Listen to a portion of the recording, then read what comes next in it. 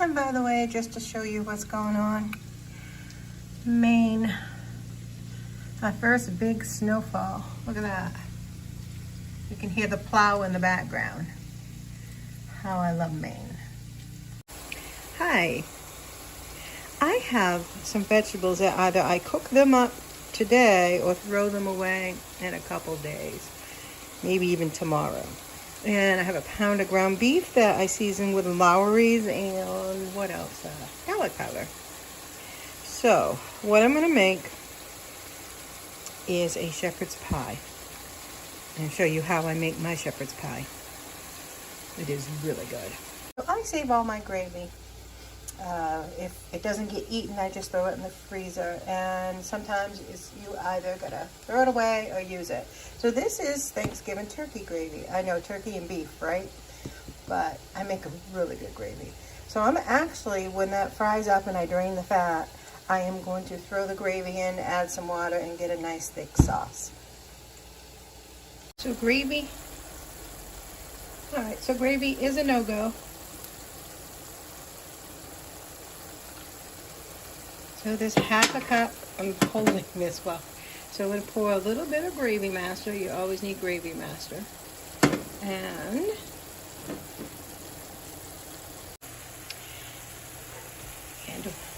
about a half a cup of water with some flour. I have a tablespoon of flour in there. All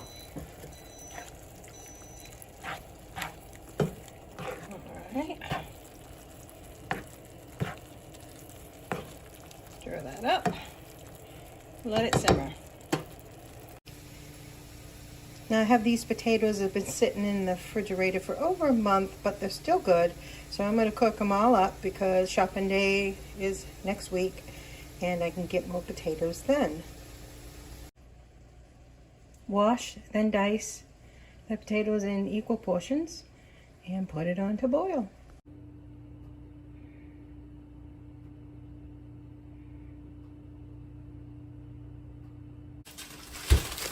Now back to the controversy.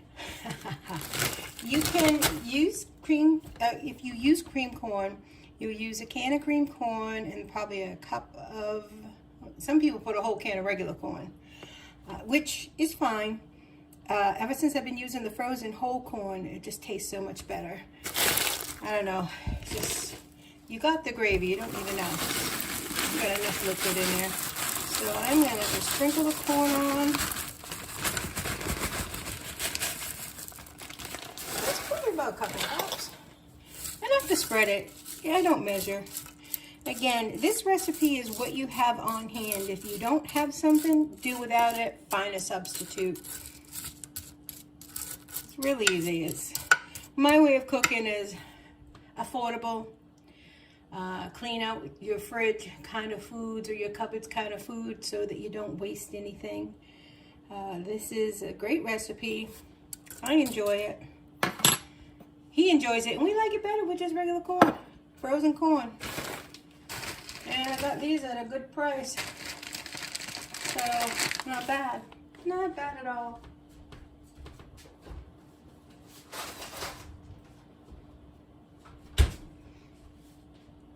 If you're wondering about my videos, I like to do some cooking, affordable cooking, you know, crafty cooking, I suppose. And I have my shorts for my cat, Minnie. So you'll either see the cat on this channel. I do have another channel that I had no access to for about a year, which is a jewelry channel, and I'm going to do something with that eventually. But right now, I don't post once a day, once a week. I post whenever I feel like it. I am not... what's the word I want to say? I'm not monetized, nor do I want to be monetized. I just do this to help people, kind of teach people how to cook without having to run out and buy a bunch of ingredients, because if you don't have the ingredient, chances are you can find a substitute. You can Google a substitute, or you just go without it and add something else. Add anything. Instead of, I have leftover cabbage I could have put in here. I've done a layer of cooked cabbage on the top too. I mean, that would be good. It's just, these are called concoctions. My mom, my dad, I have just made concoctions my whole life. I've never really followed a real recipe because I've always found it extremely expensive. You know, you have to go out and you have to get cumin, or you have to get coriander, or spices that you rarely use. So I just kind of keep away from that, and I open my refrigerator and go, all right, I have beef. I open my vegetable drawer and go, oh, okay, I got carrots, you know, and then I just go from there. And I do have a video on how to make a gravy. So gravy is really easy to make. And you don't even need broth. You can make your own seasoning in your own broth, like I did with this one.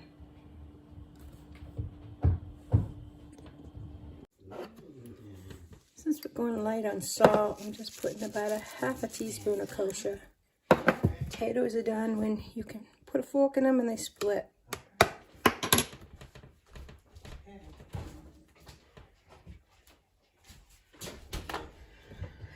This is all guesswork.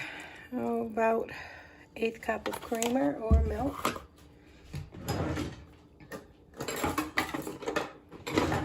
I hand mash because I like hand mashed potatoes better, and I'm lazy.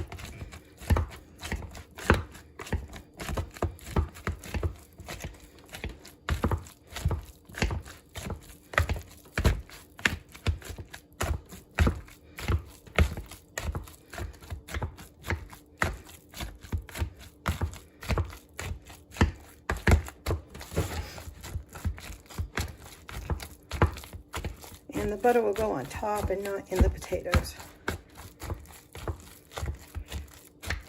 You can use a smaller amount of butter that way.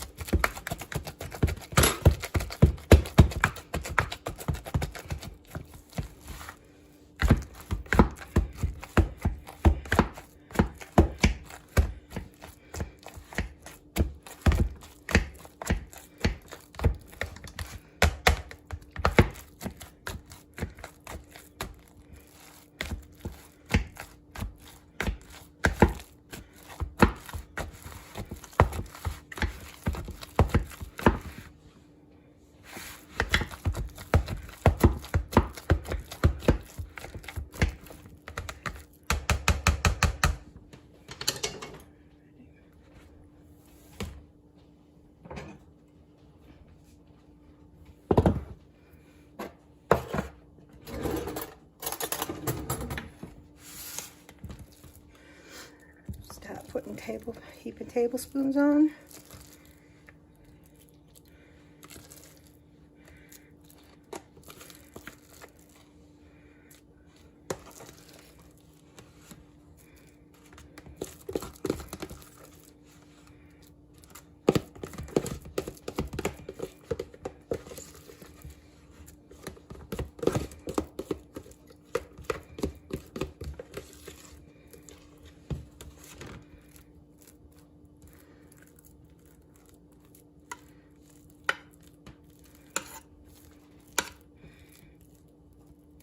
You can add butter to your potatoes if you want. I'm just trying to conserve on fat calories.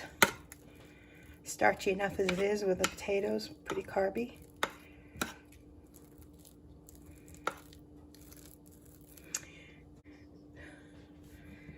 So I added some chives and paprika and a little bit of garlic powder, not a lot. Instead of a whole stick like my mom used to do, I just got it down to 2 tablespoons. Still not a real healthy dish. Okay.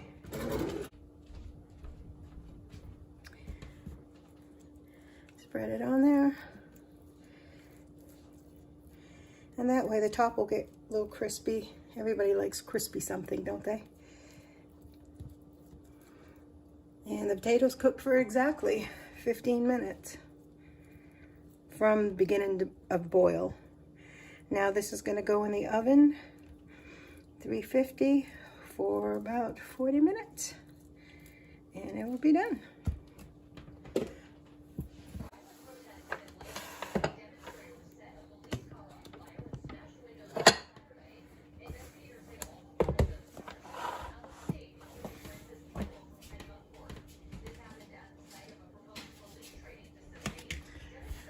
I put the oven on and it didn't turn on, so I had to actually raise the temperature to 375.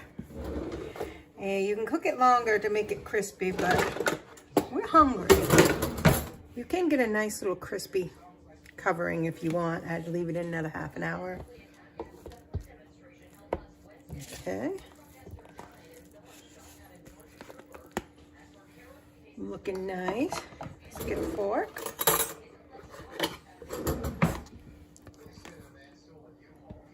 Ooh, little potato.